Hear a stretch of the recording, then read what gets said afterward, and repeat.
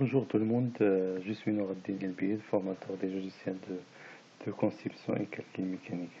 Dans cette vidéo, j'aimerais bien de vous montrer une démonstration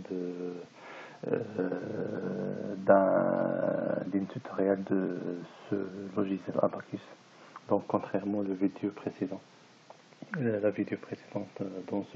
dans cette vidéo, on va voir un autre type de problème.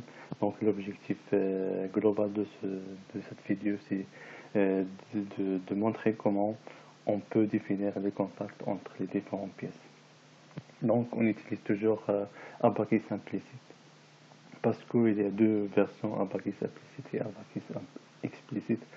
On utilise Abaqus implicite pour les problèmes linéaires et Abaqus explicite pour les problèmes non linéaires comme le crash. Donc voilà, on passe directement pour importer la géométrie. Comme j'ai déjà dit, on a un assemblage de 4 pièces. Donc on va importer les 4 pièces. Donc File, Importer, Parts. Et voilà, donc tutoriel numéro 2. Donc la géométrie, j'ai ajusté la géométrie sous forme step. C'est juste pour faciliter l'importation. Vous pouvez enregistrer vos fichiers CAO sous forme step ou bien IGS. Ça dépend que si c'est pareil. Donc sur Abaqus, on peut importer step ou bien IGS. Il y a différents types d'extensions. Ou bien CATIA aussi. Vous pouvez aussi enregistrer votre modèle sous forme CATIA. Donc là, on a choisi tutoriel.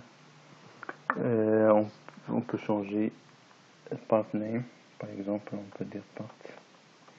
Dans ce système, on vient dans cet assemblage, on a 4 pièces. Donc il y a 4 pièces. Là, il y a 4 pièces. La première pièce se forme d'un noyau. Et les autres pièces, ils sont pareils au niveau de ils sont semblables au niveau de la géométrie. Donc voilà, donc après l'importation, on passe à la définition des propriétés. Donc pour les propriétés, on va définir, on a deux matériaux. Pour le matériau, le noyau, on va le définir en acier et les autres pièces en aluminium. Pour donc acier ou bien acier, c'est la même chose. Acier, mechanical, élastique. Donc si 210 pour l'acier, pardon, c'est 210 à la puissance 3. Donc le matériau, pour les unités, j'ai choisi millimètres, newton et MPa. Donc le module d'angle est défini en 210 à la puissance 3 MPa. Pour le coefficient de poisson, il n'a pas d'unité, donc c'est 0,3. Coefficient sans unité. On définit aussi la densité.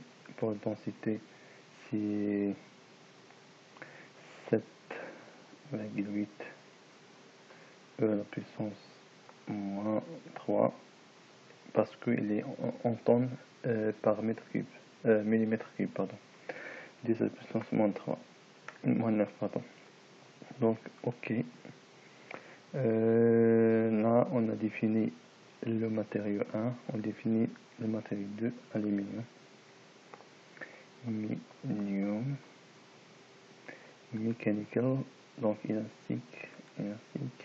Donc, coefficient de poisson, c'est,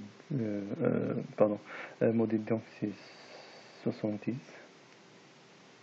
la puissance 3, modèle donc c'est 0,3, toujours 0,3. Densité, c'est 2,7 à la puissance ou la puissance moins 9. Ok, là on a défini les deux matériaux, ils sont là, acier et l'aluminium. Donc la prochaine étape, c'est définir la section et l'affectation de la section. Donc toujours on choisit solide parce qu'on a la modélisation c'est en 3D, donc solide homogène. Section, on peut, de toute façon on doit définir deux sections, une section pour le matériau acier et une autre section pour l'aluminium. Donc section, on peut dire acier. Donc le matériau aussi l'acier. Ok. Une autre section c'est toujours homogène, solide homogène, continu. Pardon. Normalement on doit changer, juste pour changer le nom, aluminium. Aluminium continu. Alors aluminium.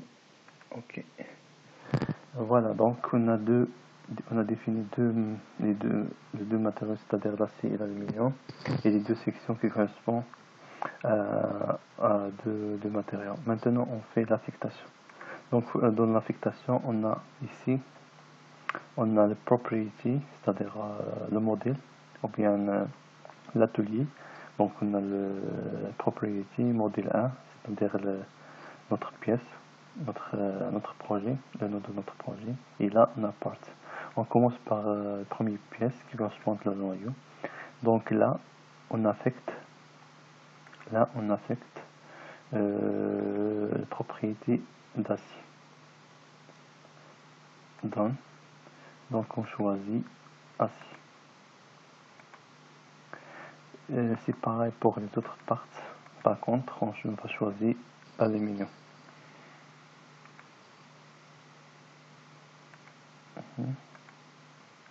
Aluminium, section aluminium. Donc c'est pareil.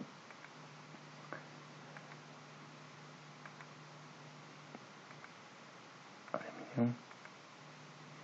Et pour le dernier aussi, ici, affecté. Ok. Section aluminium. Ok. Là, maintenant, on a affecté les propriétés matérielles et la section pour les 4 pièces. On passe maintenant à l'assemblée. Pour l'assembler, on va cliquer Create Instance. On va choisir Parts pour les 4 pièces. Et maintenant, on va voir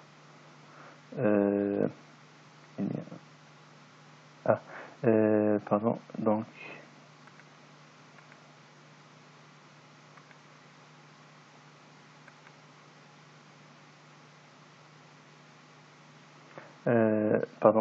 donc oui, donc il faut choisir les 4 pièces. Et voilà notre assemblage.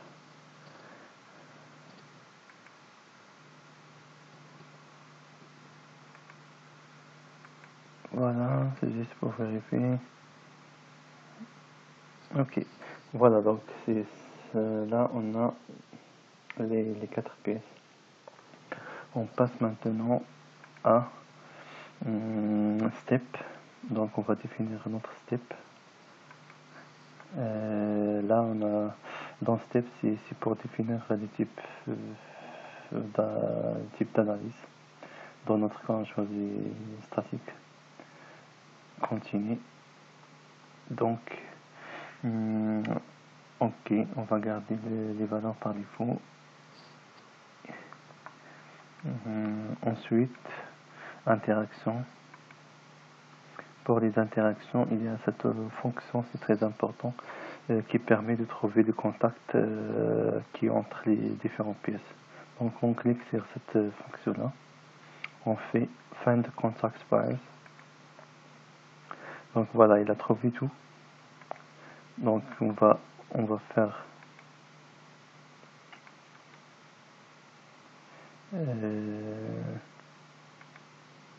contact. Ok. Après mechanical tangential behavior. And on va choisir pénétration. Donc pour coefficient, on va choisir 1,2. C'est coefficient de friction. Et ok. Maintenant voilà, donc le contact il est bien défini. La prochaine étape c'est définir les layout, c'est-à-dire boundary condition et la force. On commence par la force, oui. Donc pour les conditions limites. Donc on choisit les conditions limites. Ok, boundary condition. Ok, là on bloque les 3 translations. C'est pareil pour l'autre côté. On choisit les 3 translations. On bloque les 3 translations. Et ensuite on définit la force, qui dans notre cas c'est pression. Ok. Et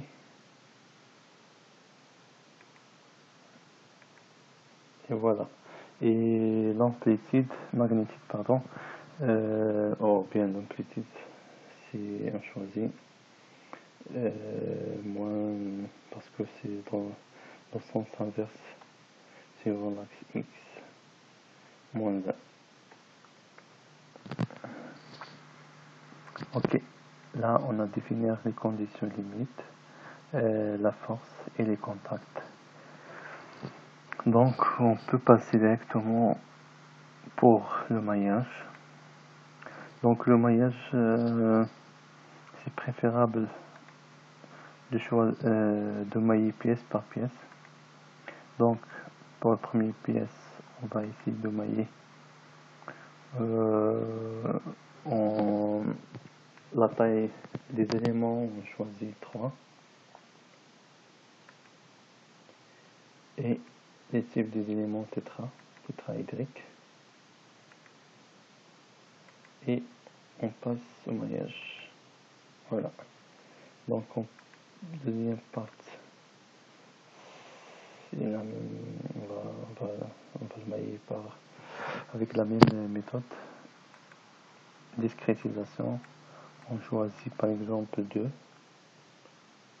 Pas de souci, on peut choisir 2.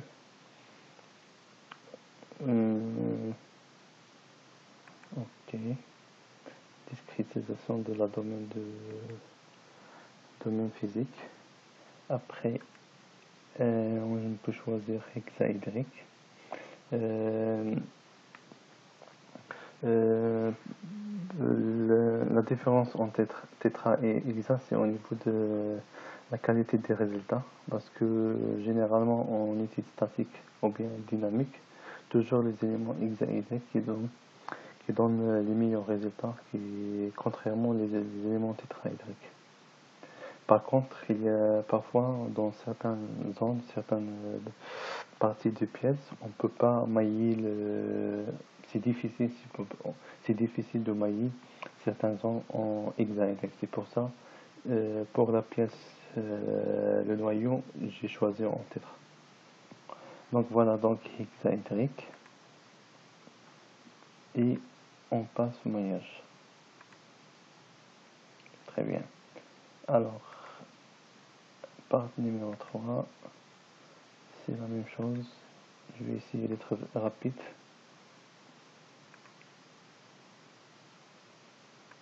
Ok. Hexaédrique. Et maillé. Dernière partie, c'est discrétisation, toujours 2. Ok. Et hexaédrique par défaut. Et maillé.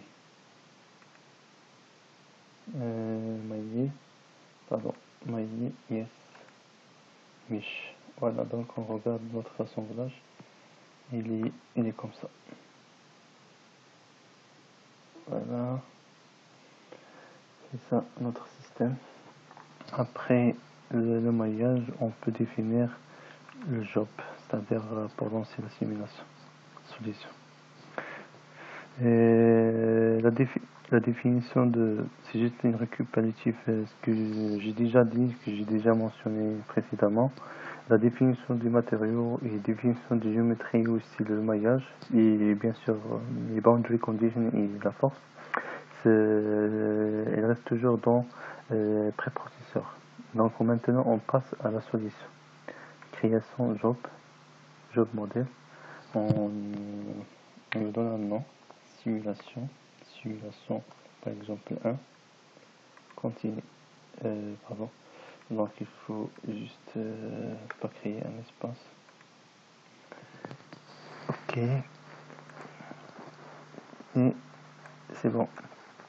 Donc voilà, c'est juste pour checker. Pour checker, on fait monitor pour regarder qu'est-ce qui se passe. Les messages d'erreur, s'il y a des messages d'erreur. S'il y a des warnings. It's raining. It's not finished yet. Ok, c'est bon. It's completed. Maintenant, on peut lancer la simulation, notre simulation. Submit. Ok. Et en même temps, on regarde le moniteur. Donc, on a besoin un peu de temps. Il faut patienter un peu.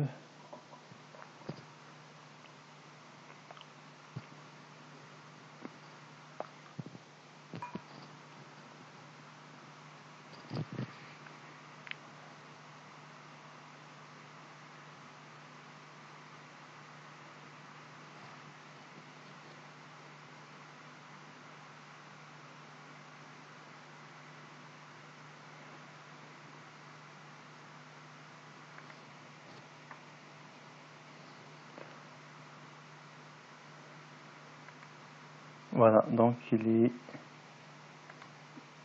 la simulation est terminée. On regarde maintenant les résultats. Voilà donc le résultat. On regarde les résultats qu'on a trouvés. Ça c'est pour expliquer le post-traitement. Là on a un stress, c'est-à-dire les contraintes. On peut regarder stress, déformation, déplacement aussi. Et aussi le critère qu'on a choisi, c'est quoi? Critère de Von Mises. Il y a d'autres critères comme Triska. Donc pour notre cas, on choisit Von Mises. Donc la contrainte maximale dans notre système, c'est 4 MPa. Donc il est toujours inférieur à la limite élastique de l'aluminium. Donc notre pièce, il résiste, il tient. Voilà, donc on peut regarder aussi la vidéo. Voilà, donc la vidéo, elle est comme ça.